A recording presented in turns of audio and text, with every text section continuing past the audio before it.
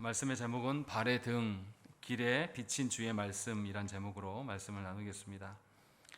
본문의 그 시작절인 105절 말씀은 우리에게 아주 잘 알려져 있습니다. 119편의 전체의 주제라고 할 만큼 매우 잘 알려진 구절입니다. 그런데 알려진 만큼 우리가 시인의 그 고백을 바르게 이해하면서 105절을 말하지는 않다라는 것입니다. 일반적으로 많은 성도들이 105절을 어떻게 이야기하냐면, 하나님의 말씀이 내 발의 등이요 내 길의 빛이다 라고 고백할 때에 삶의 기본적인 것들은 다 갖춰져 있는데 조금 더 풍요롭고 조금 더 복되게 살기 위하여서 105절을 고백하는 경우가 허다합니다. 또는 우리가 문제 삼는 것이 실제로 우리의 삶을 전복시킬 수 있는 문제가 아닌데도 불구하고 105절을 고백하면서 이 문제를 해결하기 위해서 105절을 고백하는 분들이 조국교회 안에 굉장히 많다라는 것입니다. 그러나 시인은 우리가 계속 지금 말씀을 읽어오면서 보았지만 그렇게 풍요로움 속에서 살만한 중에서 지금 고백하는 시가 아니에요. 계속해서 우리가 보았지만 교만한 자들이 시인의 생명을 노리고 있었고, 또 하나님의 임재를 그토록 구하고 구하였으나 자신의 영혼이 소진될도록, 자신의 눈이 침침해질 정도로 그런 속에서 하나님의 임재가 없는 그 상황 속에서 지금 시인은 이것을 고백하고 있는 것이기 때문에 우리가 생각하는 정도의 말씀이 사실은 아닌 것입니다. 그래서 오늘의 그 본문의 내용은 사실 105절을 어떻게 이해할 것인가예요. 105절의 말씀의 참된 의미가 무엇인가라는 것을 아는 것이 매우 중요합니다. 그랬을 때에 105절의 가치가 훨씬 더 빛이 나고 어떠한 상황 속에서 시인이 하고 있는가, 고백하고 있는가를 오늘 우리가 본문을 통해서 살펴보아야 되겠습니다. 자, 먼저 보면 주의 말씀은 내 발의 등이다 라고 되어 있습니다. 여기서 내 발의 등이다 라고 되어 있습니다. 이거 좀 이상하지 않습니까? 우리 가로등 어디에 있습니까? 우리 머리 위에 있어요. 그리고 가로등은 계속 있습니다. 나의 갈 길을 계속해서 쭉 보여줘요. 우리 시대의 등이라고 하면 그런 정도의 등을 말합니다. 그런데 시인이 고백하는 등은 발 위의 등이에요. 여러분들이 뭐 이제 연세가 있으신 분들은 다 아시겠지만 우리 시대 칠흑같이 어두운 밤을 경험하기는 사실 어렵습니다. 사실 거의 없어요, 도시에 사는 분들은. 그래서 불빛 하나의 소중함을 잘 알지 못합니다. 불빛 하나가 있으면 얼마나 소망이 되고 희망이 되는가. 제가 어렸을 때 교회 반주 때문에 피아노를 배우고 밤에 집에 돌아가는 적이 여러 번 있었어요. 근데 자전거에 라이트도 안 나옵니다. 그래서 아무 달빛도 없는 그런 밤에는 저 멀리 집에 불빛 하나만 있어도 그것을 중점으로 놓고 어디로 가야 될지를 소망을 갖고 갈 수가 있어요. 그래서 불빛 하나가 매우 중요합니다. 시인이 지금 무슨 이야기를 하고 있냐면, 발의 등불이 된다라는 의미는 자신이 걸어갈 모든 길을 환하게 비춰주고 있다, 이 말이 아니에요. 그냥 여러분 호롱불 생각하시면 돼요. 호롱불이 밝기가 어느 정도입니까? 기껏해야 내 몇 발자국 앞이에요. 더 이상 보이지 않습니다. 그런데도 시인은 그 몇 발짝 비춰진 곳으로 인하여서 안전함을 느낍니다. 그리고 자신이 걸어가야 될 길을 조금이나마 보이기 때문에 자신이 지금 당장 한 걸음 뗄 수 있는 곳을 알게 되는 거예요. 그것에 대한 감사를 보여주고 있는 겁니다. 그러니까 시인의 주변 상황은 어떻습니까? 여전히 어둠이 시인을 압도하고 있어요. 밝은 부분보다 어둡고 두려움, 우리가 사람이 어두운 것을 왜 싫어합니까? 어두운 것은 우리가 잘 모른다라는 거예요. 잘 모름에 대한 공포가 사람들이 있습니다. 그런데 지금 주의 말씀이 모든 것을 환하게 밝혀준다, 이 뜻이 아니에요. 자기가 지금 당장 한 걸음 뛸 수 있는, 지금 자신이 성실하게 한 걸음씩 한 걸음씩 걸어갈 수 있도록 그것을 보여주는, 내 몇 걸음 앞 정도 보여주는 그런 정도의 등이다라고 이야기를 하고 있는 거예요. 그러니까 시인은 여전히 어둠 가운데 놓여 있는 사람이에요. 우리가 생각하는 것처럼 할만하고 아무런 걱정이 없고 만사 형통하는 것이 아니라 내가 지금 성실하게 한 걸음씩 한 걸음씩 갈 수 있는 길을 열어주는 것이 말씀이다 라고 이야기를 하고 있는 거예요. 그런데도 시인이 감사하는 이유는 뭡니까? 자신의 모든 인생을 명확하게 다 알려주지 않아도 하나님께서 말씀으로 내 앞길 몇 걸음만 알려줘도 내가 왼쪽으로 가야 될지 오른쪽으로 가야 될지 내가 피해야 될 것이 무엇인지를 다 알 수 있다는 거죠. 그래서 그것만으로도 족하다라고 시인은 지금 고백하고 있어요. 그러니까 자신이 다다라야 될 목적지에 이 작은 등불 하나만으로도, 작은 등불에 의지하여서 걸어갈 수 있기 때문에 감사하다라고 말하는 거예요. 우리가 생각하는 것하고 전혀 다른 것이죠. 생각을 해보세요. 달도 하나도 뜨지 않은 캄캄한 밤바다 위에, 여러분들 밤바다에서 수영을 해보신 적 있습니까? 굉장히 무섭습니다. 생각보다 심해가 보이지 않아요. 저 밑에 깊은 바닷속까지 어디가 끝인지 알 수가 없어요. 그런데 배들이 어떻게 그 밤바다를 헤쳐나옵니까? 저 멀리 있는 등대의 불빛 하나만 보면 그 불빛 등대에서 신호가 몇 초 간격으로 울리는가만 비춰지는 것만 봐도 아, 내가 어느 해안가에 등대 긋혀 있구나라는 걸 보고 자신의 주변은 다 칠흑같이 어둠이 심해의 깊음 속에 있단 말이죠.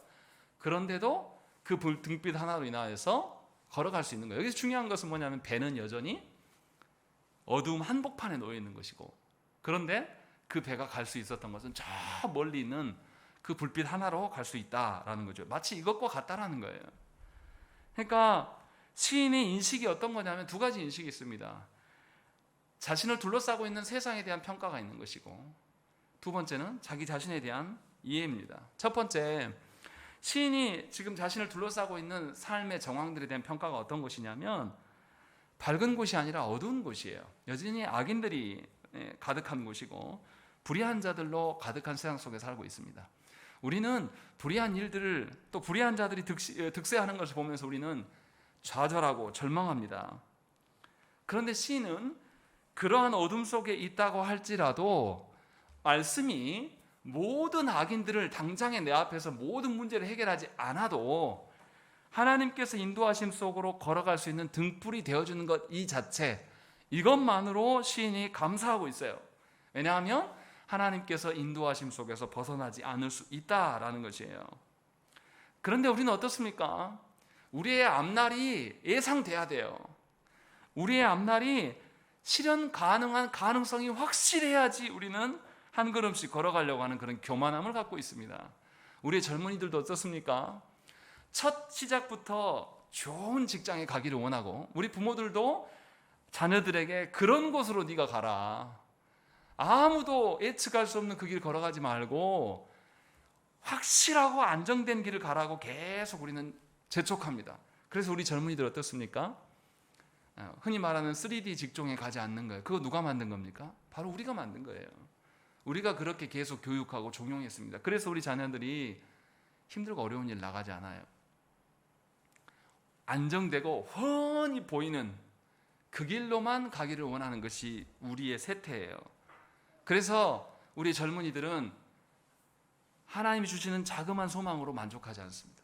세상이 보여주는 화려함, 세상이 보여주는 이 탄탄함, 안정됨, 이것을 향해서 달려갑니다. 그래서 웬만한 것으로는 만족하지 않은 굉장히 욕심이 많은 그런 존재들로 남아있다는 것입니다. 그런데 시인은 이러한 교만함이 없어요. 여전히 자신이 칠흑 같은 어둠 속에 있어서 단지 내 인생의 앞길 몇 걸음만 뗄 수 있어도 하나님은 나를 헛된 것으로 보내지 않으신다. 내가 다 보지 못하고 내가 다 알지 못해도 나는 하나님을 충분히 신뢰하기 때문에 나의 앞걸음, 지금 당장 몇 걸음 뗄 수 있는 것으로도 충분히 족하다라고 지금 이해하고 있는 거예요. 그래서 자신이 가야 할 길은 자신이 알아서 걸어가는 게 아니라 하나님께서 인도하셔서 가시는 길이기 때문에 하나님만이 아셔도 돼요. 왜냐하면 자신은 하나님 보여주신 것만 따라가면 되니까. 그렇게 지금 자신의 주변을, 자신의 인생을 조망하고 있는 겁니다. 그리고 시인은 또 자기 자신에 대해서 어떻게 생각하고 있습니까? 자기의 판단이나 어떤 세상의 지혜들을 쫓아가지 않아요. 세상의 지혜들은 어떻습니까? 우리 시대의 과학은 어떻습니까? 모든 것을 밝혀서 가능성이 있는 것들로 만들어내는 것, 구현해내는 것을 우리는 목표로 합니다. 그래서 전망이 있는 곳, 가능성이 있는 곳만을 우리보다 가라고 계속 요구해요. 그런데 시인은 그렇게 하지 않아요. 이러한 세상의 학문이나 세상의 교육이나 세상의 기술 습득하는 일에 자기를 내던지지 않습니다. 다시금 돌아와서 하나님의 말씀 앞에 서 있는 거예요. 우리 시대 보세요. 정말로 제가 안타깝게 생각하는 것은 우리의 이 어리석은 부모들이 어려서부터 크고 위대한 어떠한 것들을 만들어 주려고 자녀들에게 계속 학원을 뺑뺑이를 돌리는 거예요. 미안하지만요, 여러분 자녀들 학원이 진실로 그 자녀들에게 필요한 교육을 가르치지 않아요. 모르십니까? 저 어렸을 때 태권도 일 하나 들어볼까요? 저 어렸을 때 태권도에 띠가 몇 개 있었습니까? 별로 없었어요. 그리고 태권도장에서 태권도만 가르쳤어요. 근데 제 아들 다니는 태권도장 물어보니까 태권도로 가르친 날이 손으로 꼽아요. 1년에 끝낼 수 있는 과정을 지금은 돈벌이 하기 위해서 몇 년에 걸쳐서 나눠서 합니다. 그러니까 자녀들이 집중해서 무엇인가를 배울 수 있는 구조를 만들지 않아요. 그리고 부모의 그 조바심과 불안증을 계속 세상에 건드리면서 어쩌려고 그러냐, 지금 영어 시켜야지, 어쩌려고 그러냐, 지금 선행학습에서 중학교 없고 미리 해야지, 이러면서 계속 조장하면서 이 부모들을 계속 괴롭혀요. 그러니까 부모들이 자기 손으로 하지 않습니다. 자녀가 어떠한 상태에 있는지 점검하는 데 굉장히 취약한 거죠. 우리는 그런 시대를 사는 거예요. 왜 그렇습니까? 자기 자신을 하나님 앞에서 보려고 하지 않아요. 자기가 다 알아야 된다고 믿습니다.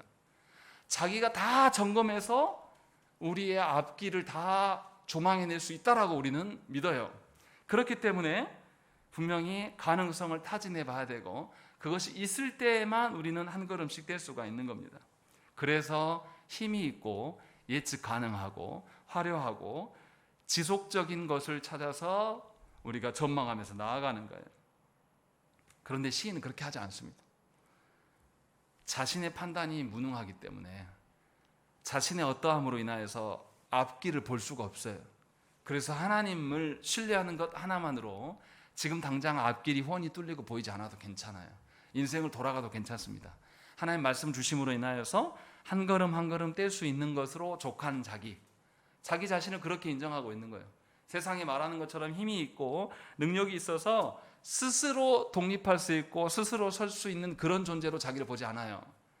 자기는 매 순간 하나님을 따라가야 되고 매 순간 하나님께서 인도하심을 따라가도 족하다, 이런 존재로 자기를 인식하고 있다는 것이죠. 그렇기 때문에 시인이 105절의 말씀을 고백할 수가 있는 것입니다. 주의 말씀은 내 머리 위의 등이 아니라 내 발의 등이요 내 길의 빛입니다 라는 것이죠. 지금 시인의 앞길이 훤히 뚫려 있는 그 빛이 아니라 저 멀리 보이는 하나님 나라가 지금 당장 나한테 이루어지지 않았음에도 불구하고 시인은 저 멀리 있는 하나님 나라의 그 불빛을 보면서 자기가 가야 될 길을 위해서 소망하고 있는 거예요. 마치 아까 말씀드린 것처럼 바다에 망망대해에 떠 있는 배가 내 주변에 환한 빛이 없어도 저 멀리 있는 그 주께서 보여주신 그 빛을 보면서 걸어갈 수 있는 것처럼 시인은 그렇게 지금 고백하고 있는 겁니다. 그러니 시인이 얼마나 괴롭고 험난한 속에서 아무것도 예측할 수 없는 곳에서 주의 말씀을 붙잡고 있는가라는 것이 105절에 나타나 있는 거예요. 우리처럼 내 앞길에 대한 문제들을 다 해결하고 예측 가능하고 완전히 안정을 취했을 때야 우리가 하나님께 감사하잖아요. 그런 게 아니에요. 안정이 없어도 상관없어요. 왜냐하면 하나님께서 인도하시는 그 길을 걸어가기 때문에 지금 105절을 고백하고 있는 겁니다. 우리의 기대와 완전 다른 고백인 것이죠. 지금 이것을 우리에게 보여주고 있습니다. 그래서 시인이 그 다음에 뭐라고 합니까? 106절 말씀을 한번 읽겠습니다. 시작.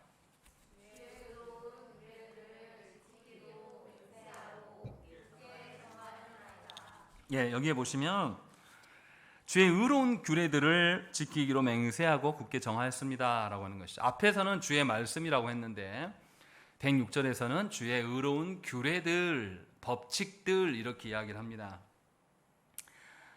법칙이 어떻게 해서 생겨납니까? 그냥 누가 정하면 법칙이 딱 됩니까? 그게 아니죠. 이것이 정말로 금속에다가 이렇게 전기를 가하면 통과하더라, 이런 거를 에디슨이 전구를 하나 만들기 위해서 그 필라멘트 자리에다가 뭘 넣을지 실험을 수만 번 했다고 그러잖아요. 지금 시인이 고백하고 있는 것, 앞에 주의 말씀이 주의 의로운 규례들로 바뀌었다라는 것은 뭐냐면, 시인이 주의 판단을 믿고 계속해서 반복했어요. 정말로 주의 판단이 진실로 항상 옳은가 라는 것들을 계속 반복하다 보니 규칙이 세워진 거예요. 그러니까 하나님의 판단을 얼마나 그가 오랫동안 믿고 계속해서 반복해서 살아왔으면, 주의 말씀을 그렇게 반복해서 살아왔기 때문에 이제 주님이 주시는 말씀이 가장 의로운 규례들이 되었습니다 라고 고백할 수 있다는 것입니다. 그러니까 시인이 일상에서 늘 말씀을 놓지 않고 살았고, 하나님이 주시는 자기 판단을 믿는 게 아니라 하나님이 주시는 그 말씀의 판단, 말씀을 근거로 인하여서 자신이 그렇게 살아왔어요. 그랬더니 자신에게 법칙이 생겨난 건데, 그 법칙이 주님이 주신 의로운 법칙들이다 라고 고백하고 있는 거예요. 얼마나 이게 놀랍습니까? 아무나 고백할 수 있는 게 아니에요. 주의 말씀이 나의 인생의 법칙이 되었다 라는 것은 쉬운 이야기가 아닙니다. 정말로 그 말씀으로 인하여서 말씀 따라 살아가다가 누구에게 핍박도 받고 따돌림도 당하면서, 또 말씀으로 인하여서 홀로 되어서 외로움도 처하게 되고, 이러한 것들을 수차례 겪은 사람, 그랬을 때에 시인이 자신을 둘러싸고 있는 어둠의 세력 가운데 있어도 괜찮은 거예요. 왜냐하면 하나님은 충분히 의로우시기 때문에, 하나님의 말씀하심이 저 권세 잡은 자들, 세상에 힘이 있고 화려한 자들보다 훨씬 더 능하심을 인정할 수 있는 자만이 주의 의로운 규례들을 지키기로 맹세하고 굳게 정할 수 있다라는 것입니다. 지금 이것을 우리에게 보여주고 있는 겁니다. 그러니까 얼마나 시인이 하나님의 말씀을 붙들고 살았는가, 얼마나 시인이 오랜 기간 흔들리지 아니하고 요동하지 아니하고 변덕을 부리지 아니하면서 한결같이 주의 말씀 가운데 살아왔는가라는 것을 지금 고백하고 있는 거죠. 그래서 시인이 자신의 주변이 어떻다고요? 여전히 어두워요. 여전히 불의한 세상 속에 있어요. 그런데도 시인은 불의함으로 인하여서 요동하지 않습니다. 변함없이 주님의 판단이 켜켜이 쌓여있는 주의 말씀을 자신의 법칙으로, 인생의 법칙으로 두고 살고 있다라고 지금 106절에서 고백하고 있는 겁니다. 그런데 시인이 이렇게 했어도 무슨 일이 일어납니까? 107절에 보십시오. 107절 읽겠습니다. 시작.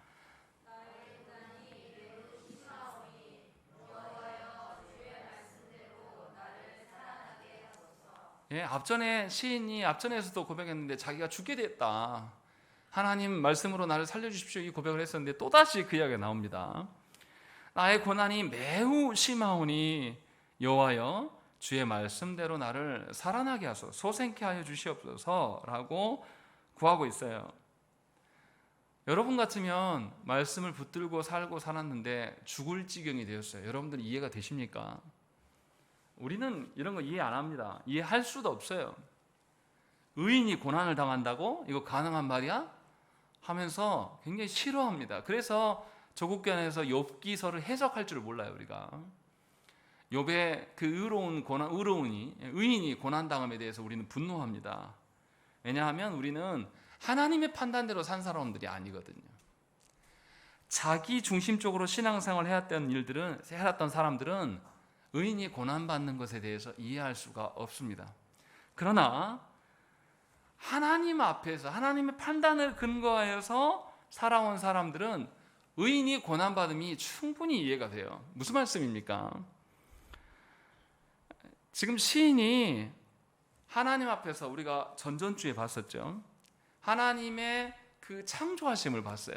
하나님 창조하심을 보니까 모든 피조물들이 하나님이 심판 가운데서도 자기 자리를 지키고 있더라라는 것들을 고백했어요. 다시 말하면 극심한 고난과 환난이 있더라도 피조물들이 자기의 안위를 위하여서 자기를 벗어나고 떠나간 피조물이 하나도 없다라는 거예요.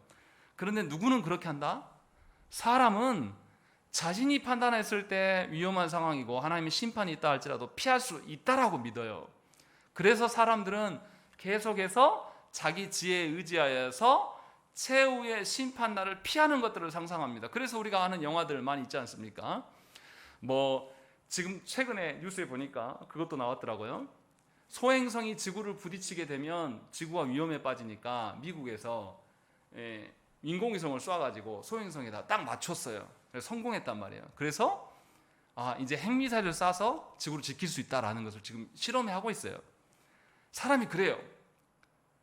하나님의 손 안에서 하나님이 분명히 노아의 언약을 통하여서 우리에게 하나님께서 모든 피조 세계를 지켜줄 걸 약속하셨지만 그것을 믿지 않아요. 그것은 너무 비과학적인 거야. 우리 손으로 지켜야 된다라고 우리는 믿죠. 그렇게 살아가요. 그래서 자신이 있어야 될 자리에 있지 않습니다. 피조물 중에서 유일하게 사람만이 그렇게 해요. 그렇게 해서 극심한 상황이 오면 제자리를 지키지 않고 피해버립니다. 이것이 우리의 존재입니다. 그런데 지금 시인은 자신을 뭘로 본 겁니까? 피조물 중에 하나로 보면서 고난이 와도 극심한 상황이 와도 하나님의 말씀에 자기 존재를 붙여놓고 있어요. 자신은 피조물이기 때문에 하나님의 말씀대로 되어지는 것이 자신의 존재의 이유이고 하나님께서 나를 구원하신 것이다 라는 것을 지금 고백하고 있는 것입니다. 그래서 시인이 나의 고난이 매우 극심하오나 여호와여 주의 말씀대로 나를 살아나게 하소서. 여전히 말씀의 자리에 서 있겠다라고 고백하고 있어요. 그리고 그 다음에 뭐라고 합니까? 108절 말씀 보시면 여호와여 구하오니 내 입에 드리는 자원 제물을 받으시고 주의 공의를 내게 가르치소서라고 이야기하고 있습니다. 시인은 극심한 고난 중에도 하나님께 자원제를 올려드리고 있어요. 자원제는 어떨 때 하나님께 드립니까? 하나님께 어떤 목적의식을 가지고 드리는 것이 아니에요. 자원제는 하나님께서 베푸신 구원에 대한 감사로 자발적인 마음으로 하나님께 올려드리는 것입니다. 다른 목적이 있는 게 아니에요. 하나님께서 베푸신 구원에 충분히 내가 감사합니다 라는 마음으로 하나님께 올려드리는 것이 자원제의 성격이에요. 그래서 시편 116편 12절부터 14절 말씀에 내게 주신 모든 은혜를 내가 여호와께 무엇으로 보답할까? 내가 구원의 잔을 들고 여호와의 이름을 부르며 여호와의 모든 백성 앞에서 나는 나의 소원을 여호와께 갚으리로다 라고 고백하는 것입니다. 하나님께서 베푸신 구원에 대한 감사는 세상의 어떠한 것으로 나의 어떠함으로 하지 않아요. 하나님께서 베푸신 것으로밖에 할 수 없어요. 왜냐하면 하나님 베푸신 구원은 세상의 어떠한 것으로도 대체할 수 없거든요. 그것을 지금 고백하고 있고, 그래서 시인은 극심한 고난 중에 왔을지라도 자신은 피조물로서 하나님의 영광을 드러내는 것이 내 본분입니다. 그래서 내가 고난 중에도 하나님께 자원 제물을 올려드리고 싶습니다 라는 것을 고백하고 있고, 시편 69편 29절부터 31절 말씀 보면 오직 나는 가난하고 슬프오니 하나님이여 주의 구원으로 나를 높이소서. 내가 노래로 하나님의 이름을 찬송하며 감사함으로 하나님을 위대하시다 하리니 이것이 소 곧 뿔과 굽이 있는 황소를 드림보다 여호와를 더욱 기쁘시게 함이 될 것이라 라는 것입니다. 하나님께 세상에 진귀한 어떤 재물을 가져와서 하나님께 바친 것보다 하나님께서 나를 구원하심에 대한 감사를 드리는 것이 가장 귀한 것이 아닙니까? 하나님, 내가 가난하고 무능하오니 나를 구원하소서 라고 시인의 저자는 우리에게 고백하고 있는 거예요. 그래서 시인이 죽어가면서도 극심한 고난 중에 있음에도 불구하고 하나님의 어떠하심, 하나님의 영광을 드러내야 될 것들을 108절에 고백하고 있어요. 여기서 이제 굉장히 특이한 것은 뭐냐면 자원제를 드릴 때도, 감사제를 드릴 때도 제물을 드려야 됩니다. 그런데 시인은 뭐라고 되어 있습니까? 108절 말씀 보세요. 여호와여 구하오니 어떤 자원제입니까? 내 입이 드리는 자원제물을 받으시고 라고 되어 있어요. 제물이 없어요. 그냥 입으로 드리는 자원제라고 이야기합니다. 지금 무슨 상황을 말하는 것일까요? 입으로 자원제를 드린다라는 이 말이 뭡니까? 시인이 합당하게 지금 자원제를 드릴 수 있는 상황이라는 겁니까? 아니면 그럴 수 없다는 상황입니까? 그렇게 드릴 수 없는 상황이에요. 시인이 처한 고난이 매우 극심하기 때문에 시인은 성전에 올라갈 힘도 없습니다. 그래서 입술로밖에 감사를 드릴 수밖에 없는 그런 상황, 이 형편을 지금 표현하고 있는 거예요. 그런데도 시인은 그 상황 속에서도 하나님을 향한 감사제를 올려드리고 싶어 하는 거예요. 자기가 남아있는 생명을 향해서 하나님의 어떠하심을 고백하는 것이 자신의 본분이다 라고 이야기해요. 그러니까 예배할 수 있을 때만 예배하는 것이 아니라 늘상 자신의 존재는 하나님의 어떠하심을 찬송하는 자로, 자신의 입에는 하나님의 어떠하심만이 담지되어야 될 것들을 계속 지금 고백하고 있는 것이죠. 그러니까 시인이 뭐 하는 겁니까? 끝까지 하나님이 역사하지 않으실지라도 시인은 고난이 해결되는 것을 하나님께 구하지 않습니다. 그 뒤에 뭐라고 되어 있습니까? 108절에 자원제를 받으시고 뭘 달라고 그러는 거죠? 주의 공의를 내게 가르쳐 주십시오 라고 이야기하는 것입니다. 시인에게 가장 선한 것은 뭐냐면 구원이에요. 그런데 구원의 기준은 누구의 기준입니까? 하나님의 기준이에요. 그러니 시인이 죄인으로 밝혀질지라도 하나님의 공의를 구한다는 것은 하나님의 구원을 구한다는 거죠. 그러니까 구원받은 백성들에게는 반드시 공의가 있어야 되는 것이 정상입니다. 그런데 과연 저와 여러분들에게 하나님의 공의를 사모하고 진심으로 하나님의 공의가 이 땅 가운데 충만해지기를 원하냐 이 말이에요. 우리는 그렇지 않아요. 뭔가 나에게 손해볼 일이 생기면 입 싹 다물어버립니다. 말하지 않아요. 지난 주일 오후 시간에 하이델베르그 요리민답에서 제 3계명에 대한 언급을 할 때 뭐를 경고했습니까? 침묵해서는 안 된다. 침묵하는 것은 하나님의 이름을 더럽히는 것이다 라는 것을 분명히 밝혔음에도 불구하고 조국교회의 수많은 사람들이, 목회자들이 권력을 쥔 독재자들에게 아부하고 그들의 그늘 밑에서 교회를 키우려고 하는 그런 더러운 근성들을 가지고 조국교회를 병들게 했다는 거죠. 그러한 근성이 여전히 우리에게도 남아있다는 겁니다. 그래서 하나님의 공의를 추구하지 않아요. 그러나 분명하게 오늘 본문에 나와 있는 것처럼 하나님의 공의를 배우려고 하지 않는 사람은 하나님의 구원을 모르는 사람입니다. 하나님의 공의를 말하지 않으면서 자신들의 어떠함으로 말하려고 하는 것은 하나님 주신 직분을 변질시키는 것이고 교회를 망치는 길입니다. 늘 말씀드리지만 교회를 누가 망가뜨립니까? 오래 믿은 사람들, 직분자들이 교회를 다 말아먹어요. 절대로 직분 없는 사람들이 교회를 말아먹는 경우는 거의 없습니다. 조국교회를 누가 망치겠습니까? 목사와 장로와 집사들이에요. 누구에게 변명할 수 있습니까?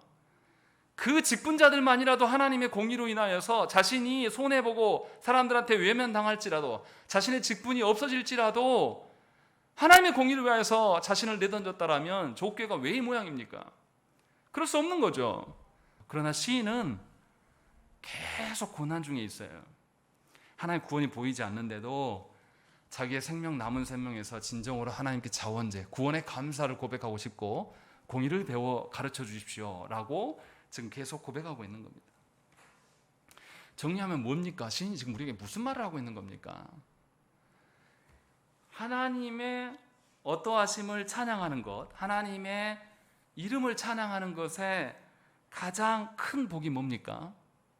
하나님의 말씀이에요.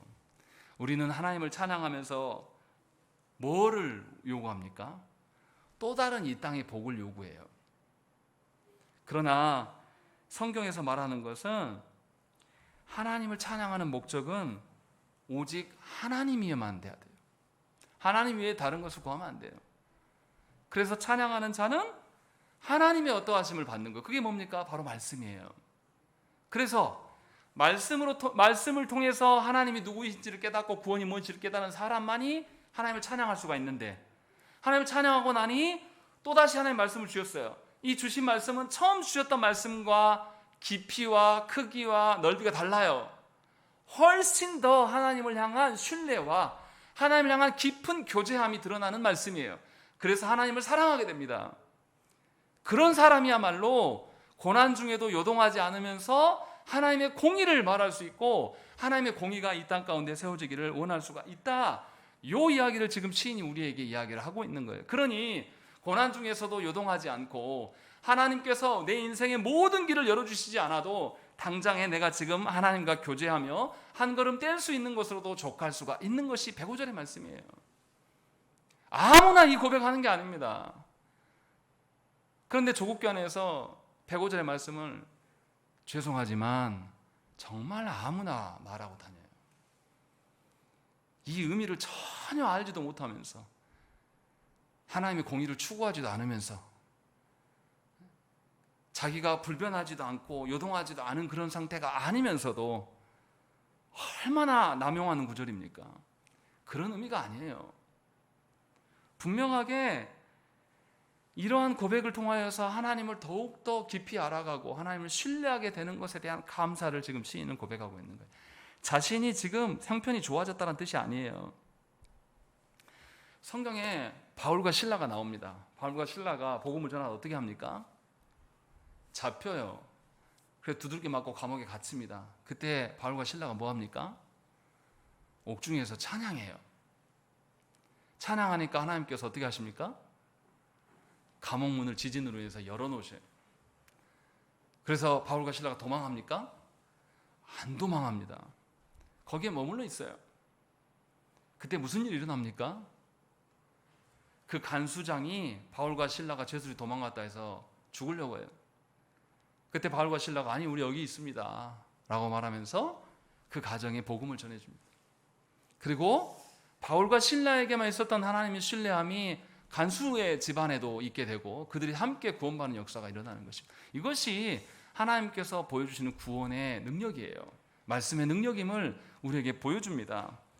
그러니까 아무나 하나님을 찬양하는 것이 아니에요. 하나님을 아는 자, 말씀을 통하여서 하나님을 알게 된 자가 찬양할 수 있는 것이고 찬양하는 자에게 주시는 하나님의 복은 더 깊은 말씀을 통하여서 하나님을 온전히 신뢰할 수 있는 하나님과의 깊고 깊은 관계 속으로 내려가는 그러한 은혜가 우리에게 주어지고 있다는 것입니다. 그러한 사람이 주의 말씀은 내 발의 등이요 내 길의 빛입니다 라고 고백할 수가 있는 것이에요. 그것이 저와 여러분들의 일상이 되어야 되는 거예요. 시인이 그것을 고백하고 있는 거 얼마나 놀라운 고백입니까? 우리가 상상해보기도 어려웠던 이 고백들이 지금 말씀을 통해서 우리에게 주시는 거예요. 얼마나 은혜이고 소망입니까? 우리는 어떻게 나아가야 될지 모르고 우리는 무엇을 소망해야 될지 잘 몰랐는데 시인을 통하여서 하나님께서는 놀라운 것을 우리에게 지금 보여주고 계시는 것이죠. 우리가 다시 찬양할 수 있도록 하나님의 말씀의 깊이가 무엇인지를 우리에게 지금 보여주고 있는 거예요. 자, 그리고 109절 말씀 계속 읽겠습니다. 나의 생명이 항상 위기에 있사오나 나는 주의 법을 잊지 아니하나이다 라고 이런 것이죠.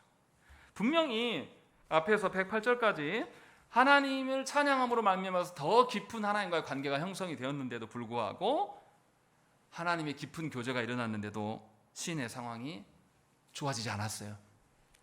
더 위중해졌다라고 고백하고 있습니다. 그리고 109절에 나의 생명이 항상 위기에 있습니다 라고 이야기하고 110절에 악인들이 나를 해하려고 올무를 놓았사오나 라는 것입니다. 이렇게 생각해보면 쉬워요. 내 생명이 이 물컵과 같아요. 이 물컵 안에 내 생명이 들어있단 말이에요. 그래서 이거 가다가 엎질르면 내 생명이 끝나요. 그러고 이거 들고 가기도 어렵단 말이에요. 멀리 보이지도 않고 등불 하나 말씀 하나에 의존해서 걸어가는데 악인들이 이제 나를 어떻게 해요? 발을 걸어서 넘어뜨리려고 계속 한단 말이에요. 그럼 우리 어떻게 합니까? 이런 상황이 다가오면 어디에 힘을 줍니까? 내 생명을 내가 지키려고 내 손에 힘을 더 줘요. 이것이 우리의 죄된 본성입니다. 그런데 시인은 뭐라고 이야기합니까? 그렇게 하지 않는다라는 것이죠. 시인은 나는 주의 법을 잊지 아니하나이다. 110절에 나는 주의 법도들에서 떠나지 아니하였나이다 라는 것이죠. 왜 그렇습니까? 자신의 생명이 자신에게 있다고 보지 않는 거예요. 자신의 손에 있다고 보지 않아요. 세상 사람들은 위기의 상황이 다가오면 자신을 믿고 자신의 힘을 믿고 능력을 믿고 돈을 믿어요. 그래서 그 일에 더 열심을 냅니다. 하나님의 말씀을 붙드는 것은 던져버립니다. 하나님이 말씀하신 그 길을 걸어가려고 한 걸음 한 걸음 떼면서 위기가 오기 전과 동일하게 그 자리에 서 있지 않아요. 믿는 사람들도 그렇습니다. 그래서 경제적인 어려움이 있으면 돈 벌러 나가요. 돈 벌지 말라는 소리가 아니에요. 돈을 벌어도 하나님 주시는 그 길을 걸어가면서 해야죠. 또 어떠한 어려움이 있으면 그걸로 인해서 내 마음이 요동하여서 하나님은 원래 있으라 한 그 자리, 하나님께서 원래의 모양대로 교회 되게 하시고 가정 되게 하셨던 그것을 지키려고 우리가 살아가지 않고 이것을 놔버립니다. 내가 이거 너무 교회에 깊이 빠지는 거 아닌가, 내가 가정을 말씀대로 해보려고 했는데 너무 이게 어렵고 더디어 이게 바뀌는 건 맞아? 이런 생각 들면서 금세 놔버려요. 그리고 안 간단 말이에요. 이건 하나님을 신뢰하는 게 아닙니다. 여전히 세상 방식에 우리가 젖어 있는 거예요. 왜냐하면 내 안위가 누구에게 달려있다고 믿는 거예요. 내 손에, 내 힘에, 내 능력에 달려있다고 믿기 때문에 위기가 찾아오면 안간힘을 쓰면서 내가 버티려고 하는 거예요. 그런데 시인은 그렇게 하지 않습니다. 자신의 어떠함을 말하지 않아요. 계속 반복적으로 무슨 이야기 합니까? 109절과 110절에 주의 법을 잊지 아니하나이다, 주의 법도들에서 떠나지 않겠습니다 라고 고백하고 있는 거예요. 이것이 믿음이다 라는 것을 우리에게 보여주고 있고, 111절과 112절에도 뭐라고 되어 있습니까? 우리 읽겠습니다. 111절 읽겠습니다. 시작.